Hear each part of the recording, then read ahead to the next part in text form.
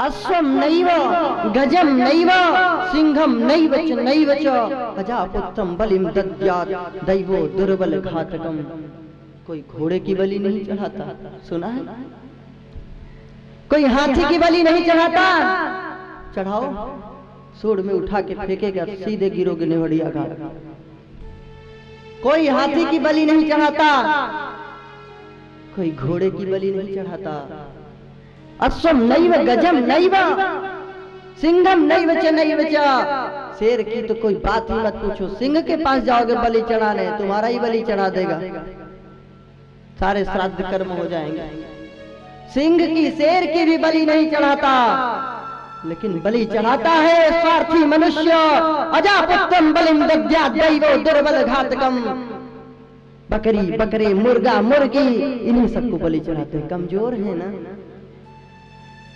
कमजोर को सता के वीर तक, कमजोरों को सताते हैं। देवता लोग भी सब कमजोरों को सताते हैं, मजबूत को कोई नहीं सताता। दैवो दुर्बल घातकम। कमजोर है, गरीब है बेचारा, सेठ है, सता रहा। अदालत में प्रस्तुत हुआ भोला। जज ने पूछा क्यों तुमने रुपए दिया? बोला हाँ साहब दे दिया। जज पढ़ा लिखा समझदार था, उसके मन में बात आई कि इतना भोलापन से बोल रहा है, कहीं से भी ऐसा नहीं लगता है कि इसने बेईमानी किया होगा, धोखा किया होगा।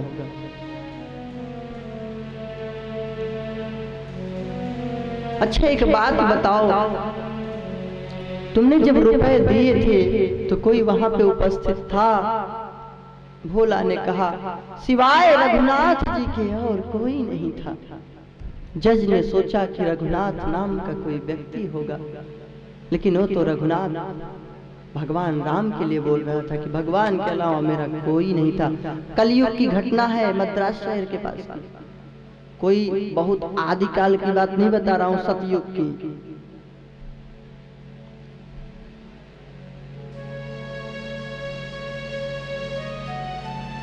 जज ने कहा रघुनाथ जी के सामने दिए थे, जाओ अब तुम।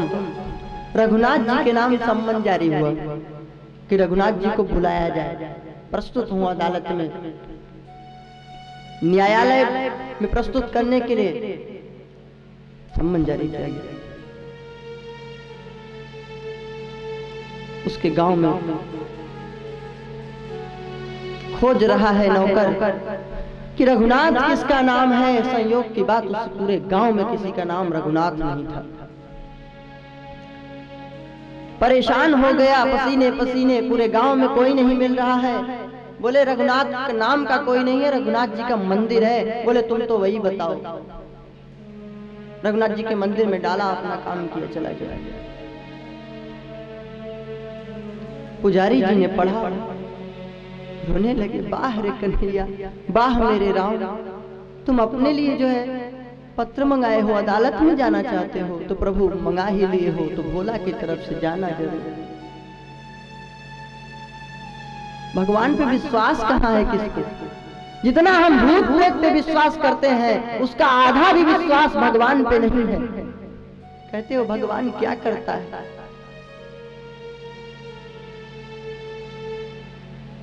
जब पूर्ण विश्वास होगा, पूर्ण, अधूरा नहीं, तब भगवान रक्षा करेगा निश्चित। भगवान स्वयं गीता जी के 9वें अध्याय के 22वें श्लोक में बोलते हैं, अनन्यास चिंतयन्तो माम ये जनाः पर्युपासते तेषां नित्याभियुक्तानां योगक्षेमं वहाम्यहम्। कोई अनन्य भाव से पूर्ण विश्वास को मुझ पर रख के देखे, मैं उसके समस्त योगक्षेम को वहन करूंगा, सब दुखों से छुटकारा दिला दूंगा। कोई अनन्य भाव से चिंतन करता है, ताश का चिंतन करते हैं, जुए का चिंतन करते हैं, गंदी बातों को सुनने का चिंतन करते हैं, गंदे दृश्यों को देखने का चिंतन करते हैं, कहते हैं भगवान क्या कर रहा है? जिसका चिंतन कर रहे हो वो तुम्हारा करेगा, भगवान क्यों करे? चिंतन कर रहे हो संसार का, चिंतन कर रहे हो जगत का, और सोचते हो कि जगदीश मेरी रक्षा करने आ जा।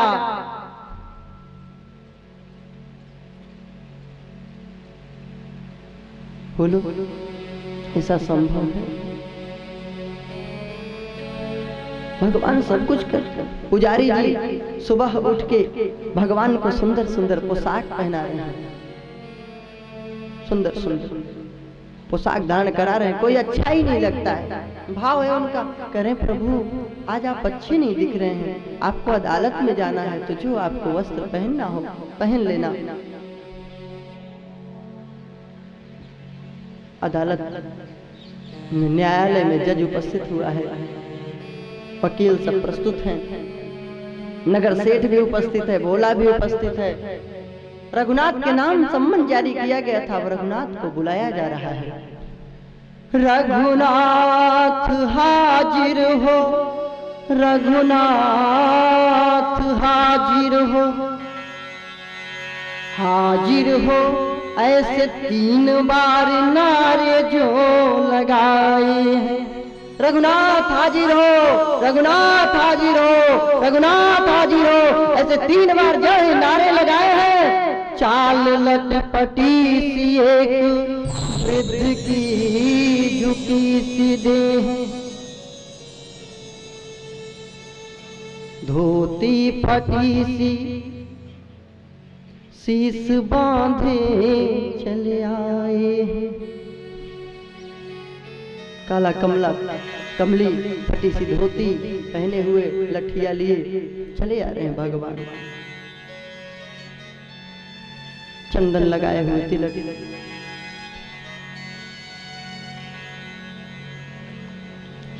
साहब के सामने विनीत चपरासी साथ, आज रघुनाथ जी गवाह बने आए हैं। आज रघुनाथ जी गवाह बने आए। वृद्ध के रूप में भगवान नारायण राम प्रकट हो गए। जज पूछता है, क्यों रघुनाथ तुम ही हो? भगवान बोलते हैं, जी साहब मैं रघुनाथ हूं। भक्त के कारण एक तुच्छ न्यायाधीश के सामने भगवान हाथ जोड़ के बोल रहे हैं, जी साहब भक्त के कारण दुनिया का जो न्याय करता है, एक तुच्छ न्यायाधीश के सामने हाथ जोड़ के खड़ा है, सिर्फ एक गरीब भक्त के लाज रखने के लिए। जी साहब मैं रघुनाथ। भगवान बोलते हैं, तो बताओ इसने धन तुम्हारे सामने दिया था नगर सेठ के? भगवान ने कहा, बिल्कुल दिया था, मेरे सामने मैं उपस्थित था। और इस नगर सेठ को पकड़ा जाए, यहाँ पे इसके घर भेजो जहां अपना ऑफिस बनाया हुआ है, उसके बीच वाले अलमारी के मध्य भाग में, मध्य की रजिस्टर में मध्य पृष्ठ पर लिखा हुआ है, नगर सेठ ने अपने हाथ से कि मैं धन प्राप्त कर लिया हूँ। उसको पकड़ा गया, चपरासी को भेज के मंगाया गया, फाइल देखा गया तो उसी पृष्ठ पे, उसी अलमारी में वह प्राप्त हुई। नगर सेठ को सजा मिली, बाइज्जत बरी हुआ भोला। अब जज के मन में उस वृद्ध के प्रति श्रद्धा उमड़ी। जज न्याय करने के बाद पूछता है, भोला एक बात बताओ, ये रघुनाथ कौन है? वृद्ध होने पर भी इतनी तीव्र मस्तिष्क, कंप्यूटर दिमाग, कहाँ कौन सी फाइल है, कौन से पृष्ठ पे लिखा है, ये कैसे बता दिए? कहाँ मिले थे? भोला बोला, अरे महाराज आप पढ़े लिखों को समझाना बहुत मुश्किल है। अरे वो रघुनाथ जी थे। कहे हाँ बताओ कहाँ रहते हैं? तुम्हारे गांव में? बोले गांव में ही रहते हैं। गांव में ही रहते हैं? हाँ। रघुनाथ जी का मंदिर है? बोले रघुनाथ जी का मंदिर है। तो रघुनाथ जी बड़े धर्मात्मा, कहे रघुनाथ जी का मंदिर है तो रघुनाथ जी मंदिर को बनाने वाले नहीं, जो रघुनाथ जी मंदिर में बने हैं उस रघुनाथ के लिए मैं कह रहा हूं। अब जज ने सोचा कि आते हुए तो देखा सबने, लेकिन जाते हुए किसी ने नहीं देखा, और उस गांव में, नगर में कोई ऐसा वृद्ध नहीं था। भोला तो पूर्ण विश्वास करता है भगवान पे, वो तो जानता है नारायण आए थे। जज को भी पूर्ण विश्वास हो गया कि भगवान मेरे सामने आए थे। अब जज रोना शुरू किया जोरों से, छाती पीट पीट के। एक से एक अधिकारी उसको समझाने के लिए आ रहे हैं कि क्यों रो रहे हो साहब,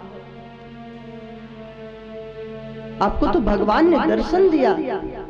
बोले शेष गणेश महेश दिनेश हूँ, शेष गणेश महेश दिनेश हूँ के नहीं ध्यान में आते रहे कोई। आज भी अदालत में केवटा के गवाह कहते रहे कोई। आज भी अदालत में केवटा के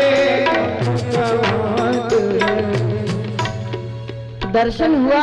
शेष गणेश, शेषावतार, शेषनाग, शंकर भगवान, गणेश, इंद्र, सूर्य, ब्रह्मा, इन सब को जिसका दर्शन नहीं प्राप्त होता, तरसते रहते हैं कि प्रभु कृपा करे, वही भगवान मेरी अदालत में आया था दुनिया का न्याय करता।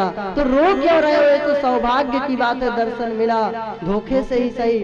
सुख धोखे वो दर्श दिए तो भयो, सुख धोखे वो दर्श दिए तो भयो, दुख नाही जी जाते रहे।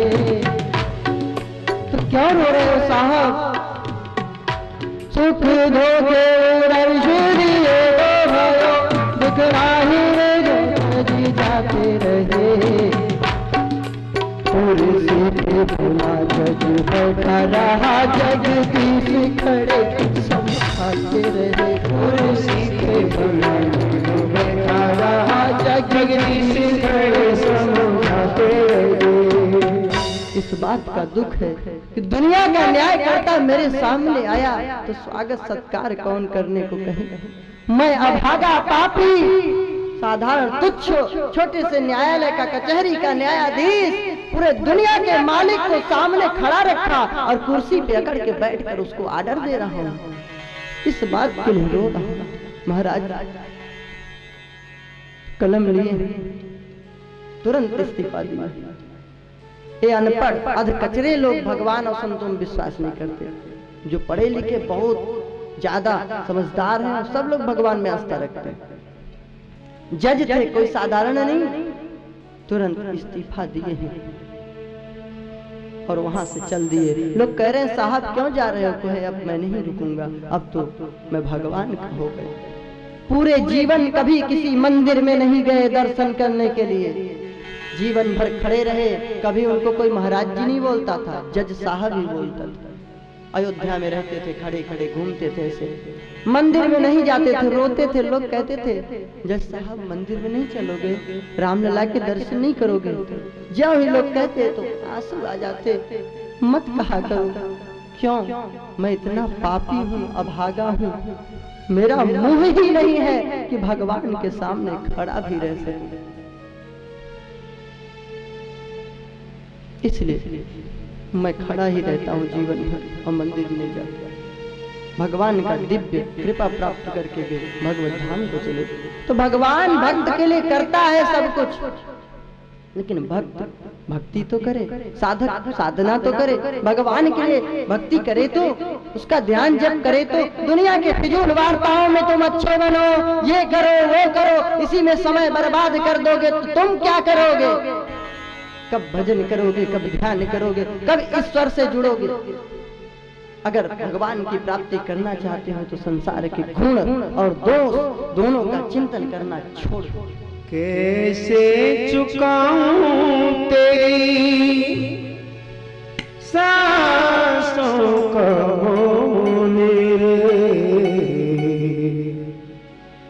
जन्म देने वाले जरा इतना तो बोले। कैसे चुकाऊं तेरी, कैसे चुकाऊं तेरी सांसों का मोल रे, जन्म देने वाले जरा जन्म देने वाले जरा इतना तो रे।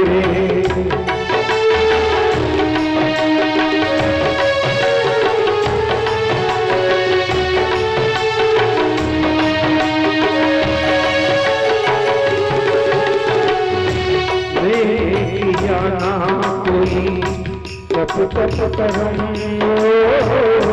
किया ना कोई, तप तप करम ताप से भरे सारे करम, ताप से भरे मेरे सारे करम।